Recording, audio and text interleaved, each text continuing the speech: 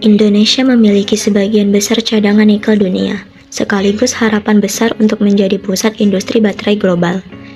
Tapi peralihan dari pengekspor biji nikel mentah ke produk hilir bukanlah perjalanan yang mulus. Kita perlu bertanya, apakah hilirisasi benar-benar menyumbang ke pertumbuhan ekonomi dan pembangunan berkelanjutan?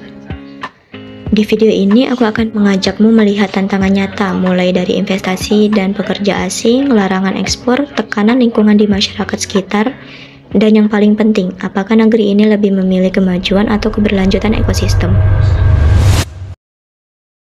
Hilirisasi adalah sebuah proses yang mengubah bahan mentah menjadi produk setengah jadi atau produk jadi. Nah, sebelum masuk ke detail, mari kita lihat fakta terkini terlebih dahulu.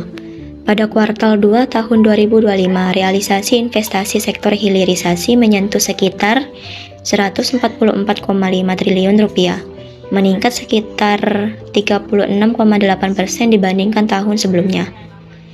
Dari total tersebut, nikel menjadi penyumbang terbesar dalam investasi hilirisasi.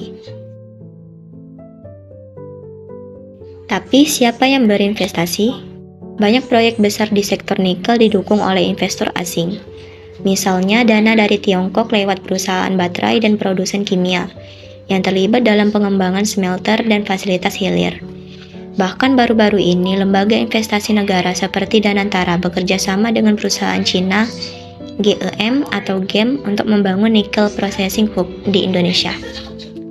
Dalam kawasan industri besar seperti Morowali Industrial Park atau IMIP, tercatat ada sekitar 85.000 pekerja dan di antara mereka ada sekitar 15.000 pekerja asing. Artinya, meski investasi besar mengalir, sebagian keuntungan dan keahlian masih dikontrol oleh pihak asing dan sebagian tenaga kerja kritis justru berasal dari luar negeri. Sebelum hilirisasi digencarkan, Indonesia sudah menerapkan larangan ekspor biji nikel mentah lewat Undang-Undang Minerba dalam pasal 103 dan 104 tahun 2022. Kebijakan ini dimaksudkan supaya biji mentah diproses di dalam negeri menahan nilai tambah agar tidak bocor ke luar negeri. Namun ada dilema. Ada perusahaan yang membangun smelter dalam negeri, tapi produksi yang dihasilkan masih dalam bentuk ferronikel atau nickel pig iron (NPI), bukan tingkat hilir tinggi seperti nickel matte. Jadi sementara larangan ekspor telah mengalihkan aliran bahan mentah, produk akhirnya bernilai tinggi belum juga sepenuhnya dihasilkan Indonesia. Selain itu, kebijakan larangan tersebut mendorong perluasan area tambang dan akselerasi pembangunan smelter, yang membawa tekanan besar ke lingkungan setempat. Intinya, larangan ekspor menjadi semacam pemacu hilirisasi, tapi eksekusinya membawa konsekuensi sosial. Sekarang mari kita lihat siapa yang paling merasakan dampaknya, yaitu masyarakat lokal dan alam. Deforestasi. Di Sulawesi Tengah, pertambangan nikel sudah mengakibatkan deforestasi seluas sekitar 723.000 hektar.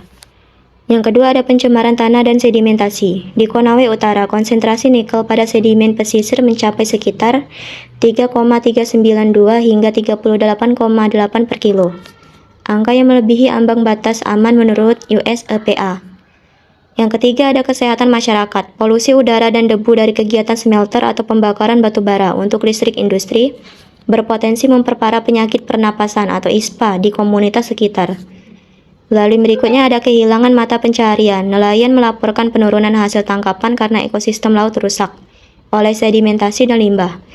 Petani pun terganggu karena tanah terkontaminasi. Lalu yang terakhir ada ketidakadilan sosial. Masyarakat lokal seringkali tidak dilibatkan secara penuh dalam keputusan tambang. Beberapa kasus konflik agraria atau kriminalisasi terhadap warga yang menolak proyek tambang pun muncul. Jadi, pembangunan hilir nikel tak melulu soal angka ekonomi. Ada harga sosial dan ekologis yang harus dibayar. Dengan semua tantangan itu, pertanyaannya apakah hilirisasi tetap menyumbang ke pertumbuhan dan pembangunan ekonomi? Jawabannya tentu iya.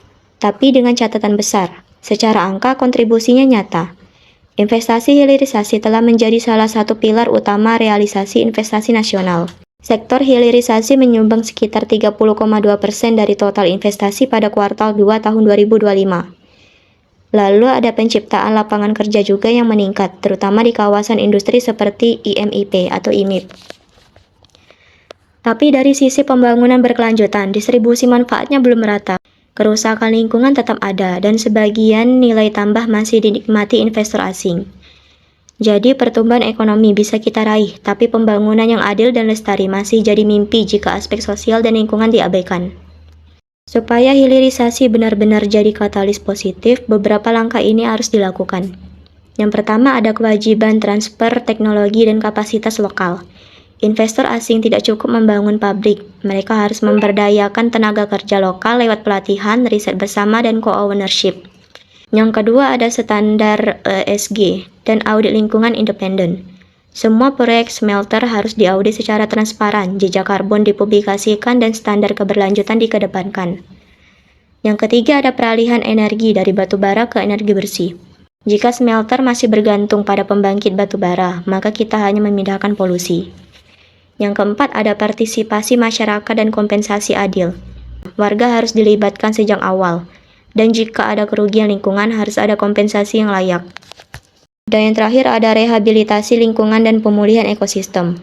Setelah tambang, mesti ada program restorasi lahan, pengelolaan air, penghijauan kembali, dan pemantauan jangka panjang.